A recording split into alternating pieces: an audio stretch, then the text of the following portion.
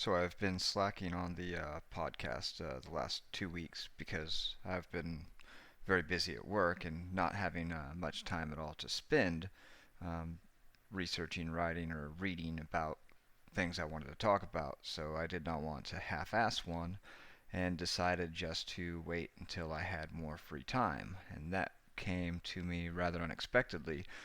Several weeks ago, I sent a team member home because they were ill and took them a while to go and get a test, and then 7 days after that to get their results, and calls me on the job site and says, "Hey man, I tested positive." So I had to shut the job down and send everybody to go get tested. And then again, one more of my teammates at that point tested positive for COVID, and so I've recovered some free time here. I've been on a COVIDcation, and so I figured, I should strike while the iron's hot and go ahead and record a podcast. But in this, in this set of events, what happened was made an observation. I don't want to say I became aware. Um, the other person I was in close contact with, we had both been in close contact the previous weekend with a other individual who had tested positive. We didn't know this at the time, but I was in close contact with three individuals for an extended amount of time, and I tested negative twice. So the one difference that I seemed to have observed was that this other guy who tested positive had been in a vehicle with the one guy who tested positive that we found out about later.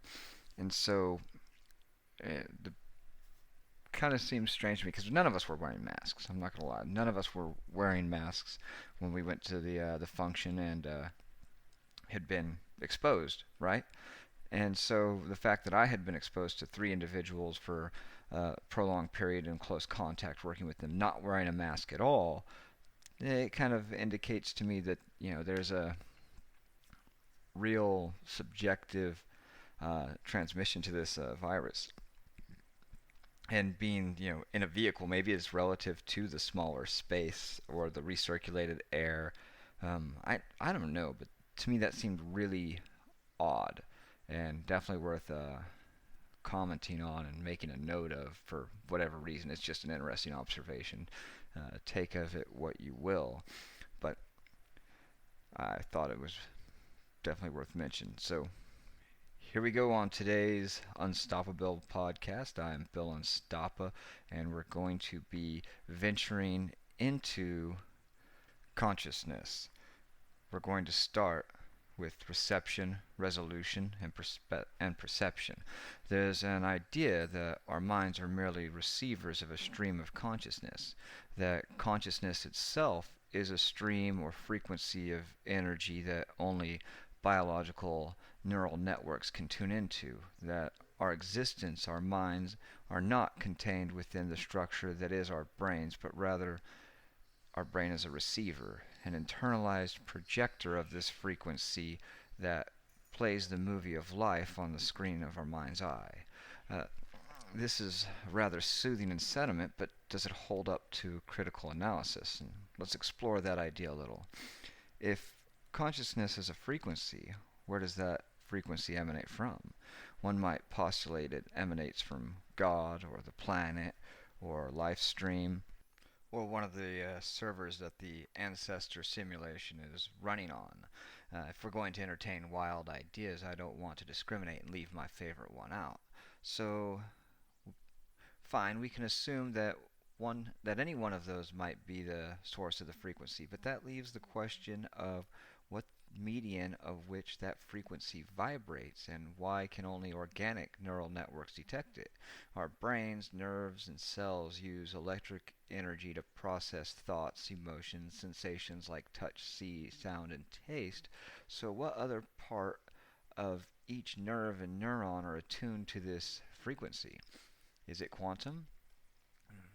Maybe quantum biology really does hold that key. After all, the conversion of chemicals to energy is quantum mechanical in nature. Things such as processing light into chemicals and signals we can interpret as vision or even absorption of light to create vitamin D are all quantum in nature. So perhaps the ticket to the frequency that our subjective experience resides in is quantum vibration. A great example of quantum vibration in physics is van der Waals force, though through us it doesn't appear to us through something as intricate and complex as consciousness, but instead a gecko's feet. Yep, the goofy little insurance salesman with a penchant for eating invertebrates' cute little toes might hold the secret of consciousness, or a secret of it. That's how the gecko can stick to any surface regardless of how slick, because it uses this principle of quantum mechanics, van der Waals force, to adhere without adhesive to anything. So there's millions of tiny little hairs on their feet that dramatically increase the surface area. So how this works is an atom has electrons orbiting it. We'll not get into superposition in this conversation. And at any one point, it has more electrons on one side of the nucleus than the other, and this creates, for a fleeting instant, a positive or negative magnetic charge. So the gecko exploits this by increasing the surface area of its feet and further with tiny little hairs that allow this alternating magnetic charge between the surface it's walking on and the surface of its feet to have a primarily opposite and attractive charge strong enough to support its weight.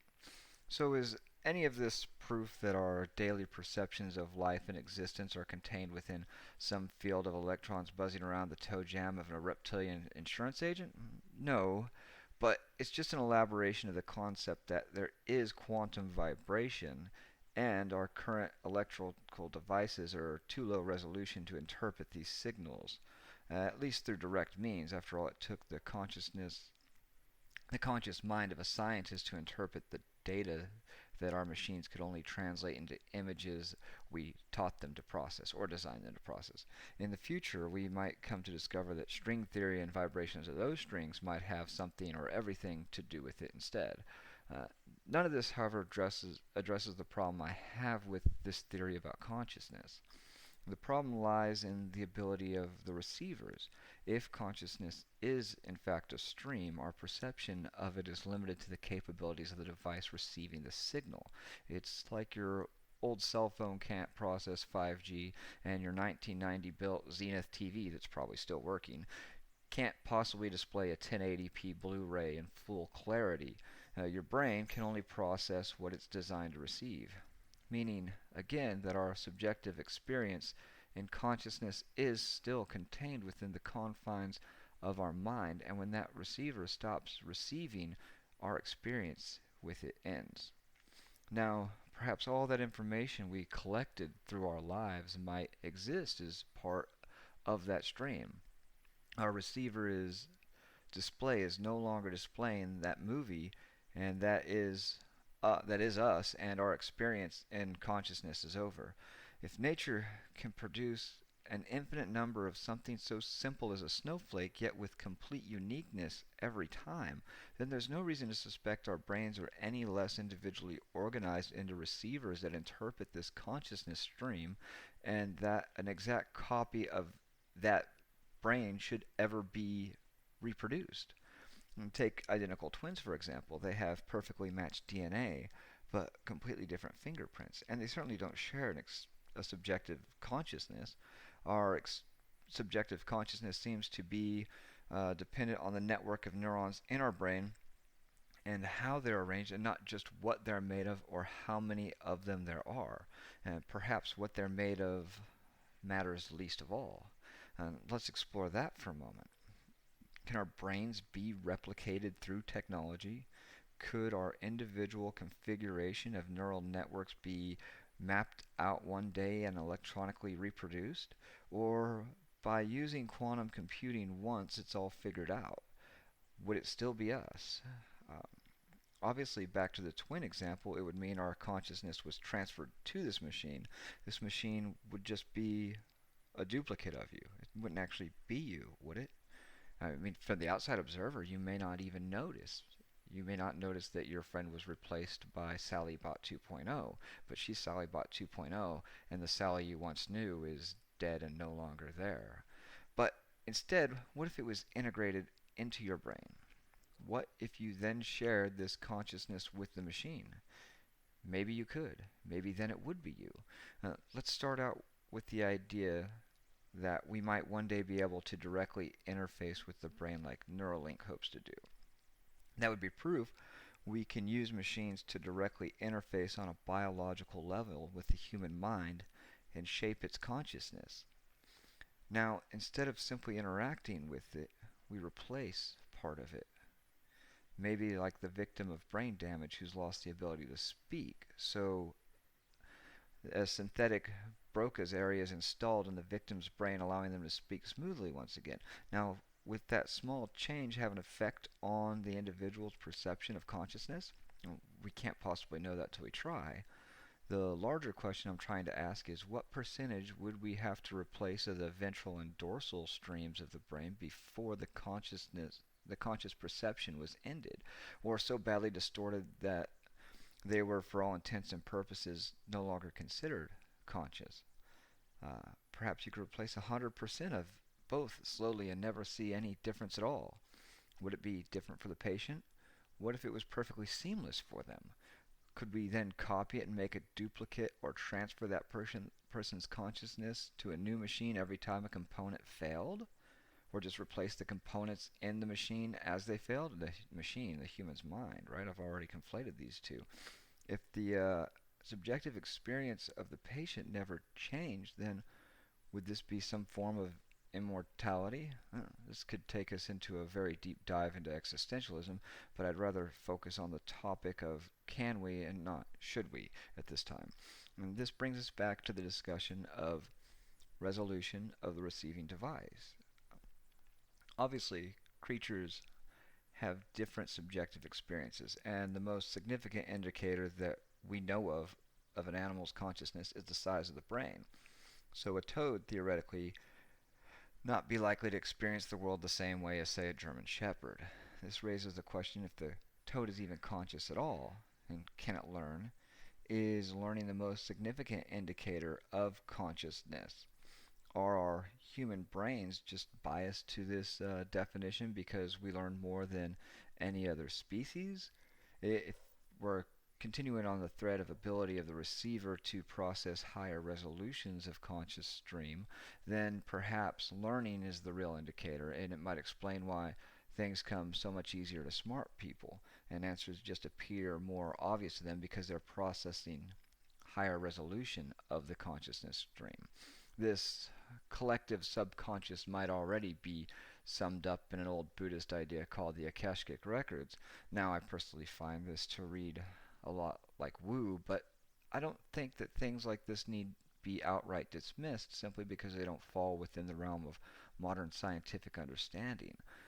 There was a point in time where concepts like flying machines, internet, personal communication, and devices were akin to fantasy. Things like radio waves and nuclear energy were once beyond the realm of scientific understanding and not even on the radar of such, perhaps more closely aligned with ideas like alchemy. So perhaps the Akashic records are more like alchemy than actual chemistry.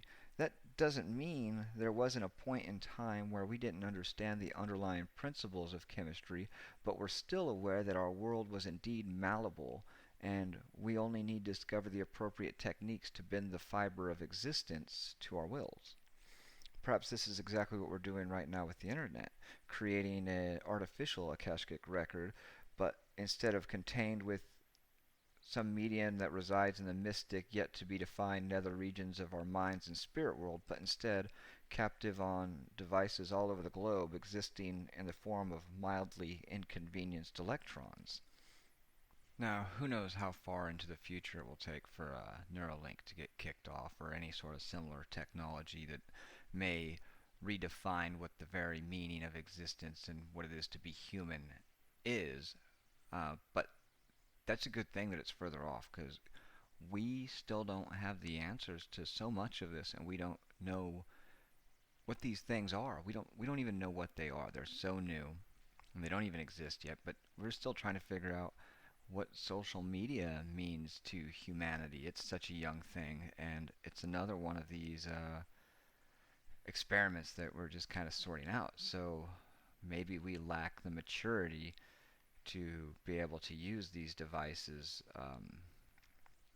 wisely as a species. And the longer we put this off, the better off we are. But it is a great time to be alive because we still have such little existential requirements or struggles that we have time to play around with these ancillary ideas, these secondary um, processes that aren't really fundamental to our existence or survival in the first place, right? We don't spend all of our time collecting food, or the majority of our time trying to collect food and wrest a meaningful existence from the environment just to sleep comfortably every night. These are things we all just mostly take for granted.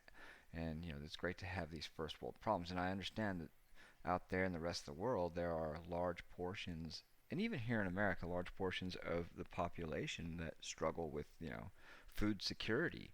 And that is a horrible thing, and we can do more to improve that. And so I recommend anybody who's concerned about that, focus their attention on two things like that, and by actually doing something and not just complaining about it, not just talking about it and crying about how evil capitalism left them hungry and abandoned in the street, because evil communism leaves people hungry and abandoned in the street just the same. It's simply because allocation of resources isn't so simple as just taking from the rich and giving to the poor. That's a very childlike mentality, um, and why it existed in a book, right? Right, Robin Hood. And Robin Hood, for the record, wasn't communist. He was taking tax money and giving it back to the people that was taken from. It was all about taxation as theft, and not redistribution of wealth. Now, in this case, the government, the Sheriff of Nottingham's enforcer, the Sheriff of Nottingham was the enforcer of the government, and he was illegitimately collecting taxes from the people, and therefore was disproportionately wealthier than he should have been.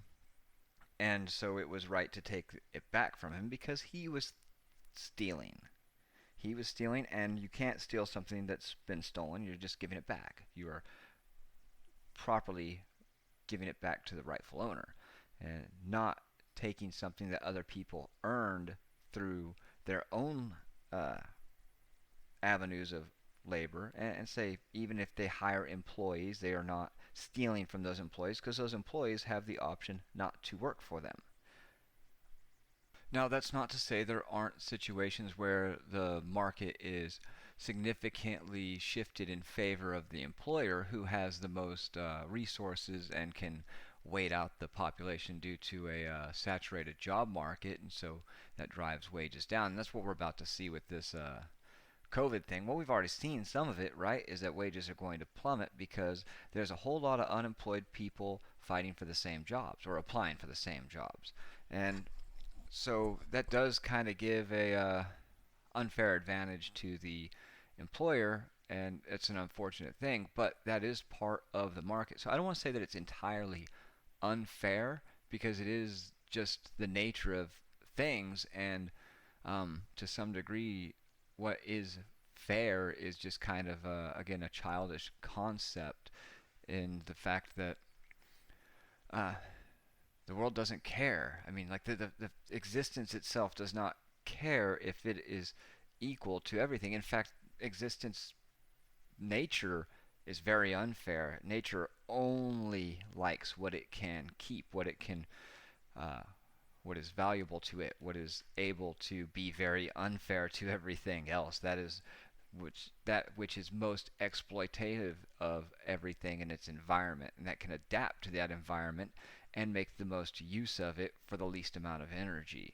And that's kind of what we've done with the way that capitalism works, right? I mean, you try to reduce your expenditure and maximize your output and improve your life to the best degree that you can. And it doesn't matter which side of that coin you're on, whether you're the employer or the employee, your goal is pretty much the same, is to get the most for the least. And that's exactly how, the universe works and all biology works, right? You eat a bigger meal, you use less energy to do it. You might be a snake and use venom, and so you just take one little quick tap, and then you get a meal, and then you just lay around waiting until you're hungry again. Or, you could be a lion and chase down a gazelle and murder it viciously and eat it while it's still alive, and then spend the rest of your day just stretching and grooming yourself and taking nice naps. Um, of course, this is a rather simplified view of existence, but it does seem to be the way that, or a parallel between all the things that we do as humans versus nature. And it is not at all in any way unfair, unless you happen to be the gazelle who didn't see the lion approaching, or the snake lying in the bush and you're the rat. But I guess it's only unfair to the herbivores. Although some of the herbivores are pretty tough. I wouldn't want to screw around with a rhino. Rhinos, they kill the hell out of a lot of things when they're angry, and so do elephants. Definitely do. Like, the males go through that must, I think is what they call it, and so they just start knocking over trees and smashing villages. It's a pretty insane phenomenon that they go through. But back to the point at hand is that our our society is really, really overwhelmed by the amount of free time it has. It has way too much free time to worry about things that are not that significant, and things that maybe they are significant, but maybe they're not existentially threatening for sure, right? I mean, we worry about gender pronouns, like Twitter today just released a whole list of new words that they're going to use to replace things like grandfathered. Grandfathered is ageist, and so now we're going to have to make it a legacy, right? You can't grandfather things in, you have to legacy them in. You can't use man hours, you have to use engineering hours. And why engineering? Like, this is totally discriminatory against doctors and lawyers and food prep technicians. Right? We need food prep technician hours, not engineering hours. Yeah, so don't be discriminating against me in my career now because you're some sort of ableist with an engineering degree, and uh, your your economic liberty to exploit the capitalist capitalist college system. I don't know.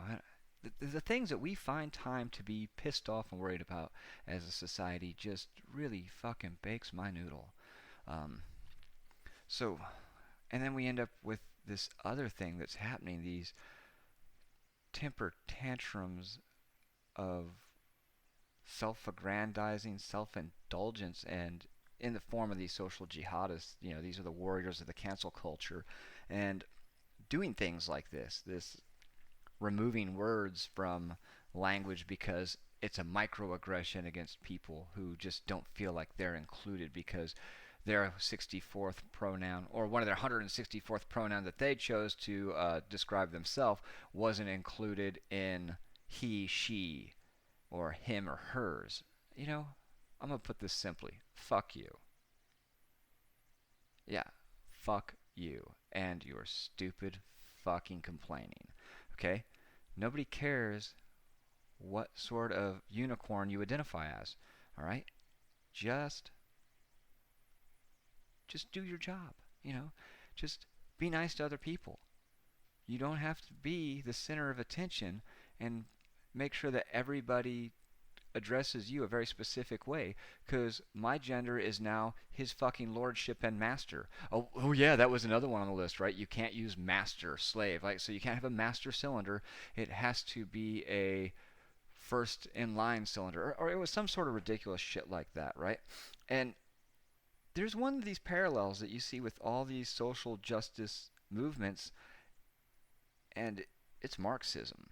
Like, they're all fucking Marxist, and maybe they don't even know it, or maybe they all just kind of adopted it, and maybe it's because the general idea that Karl Marx was trying to present is that society should be more efficient in caring for and providing for the needs of those who are more in need of them, right? People who are at a disadvantage to compete in the natural world. But I don't even know if that's really the right way to do things. I think that there's some people that really do need help, and maybe we should help them.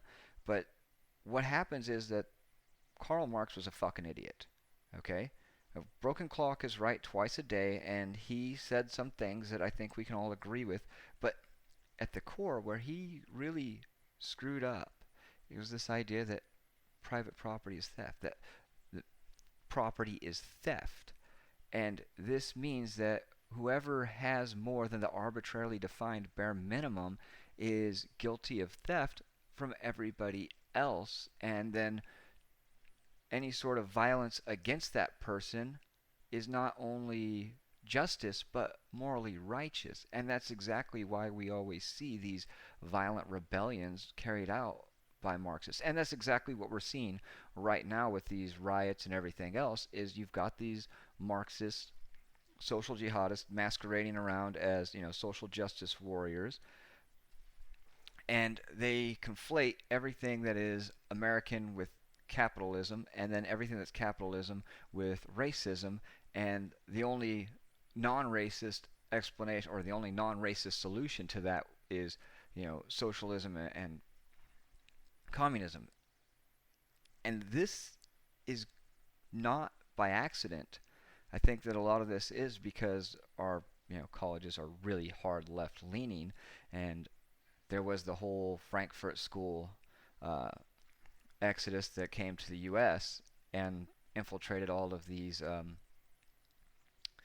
universities with Marxist trained professors. And like right now, a lot of people don't know this, but the founders of the BLM movement, they're admitted trained Marxists. I mean, this is not, the writing's all on the wall, and everybody wants to pretend that it's not there. They downplay it. They say, oh, well, no, this is something else. And, you can simultaneously be against systemic racism, and, want reform of police and the tactics that they use and who they target and why, right? You can be against, systemic racism and systemic violence and institutional racism, and also say you don't support Black Lives Matter because it does not revolve around the simple idea that black people shouldn't be subject to discrimination and police violence. It is a lot bigger than that in its political movement or in its political motives. Okay, if it was just as simple as that, then nobody should have a problem saying Black Lives Matter. But in this case, that's not what they are. That's not what they're doing. Or that's just the very surface of what they're doing. That's their foot in the door. And then there's bigger moves and agendas ahead of that. And that's what you're seeing here with this destruction of monuments like Washington, Jefferson, and Lincoln. I mean, that's that conflation that everything was motivated by racism, and anything that was ever affiliated with racism should be torn down. Well, then in that case, you really have to disband the Democratic Party, because it was the party that created the Ku Klux Klan in the first place, right? And so if the Confederacy only went for like 5 years, and everything attached to the Confederacy is thereby racist because it was founded in racism, and the swastika, it was adopted by Hitler, and that, I think, Hitler was in power for like 5 or 6 years, and then so now he completely appropriated the swastika, and now it is only associated with white supremacy and racism. Well, then the Ku Klux Klan's still fucking around, guys. It's still fucking here, and it was, for the largest time, a Democratic majority. So that means, by that same logic, you got to get rid of the Democratic Party. Oh, is that fucking ridiculous? Is that a dumbass idea? Fucking yeah, that's a dumbass idea, but this is what you idiots sound like. This is what you've done. Okay? Anyhow, that's enough for today. This is the Unstoppable Podcast. I'm Bill Unstoppa. Happy fucking 4th of July, you insurrectionist bastards. God bless America.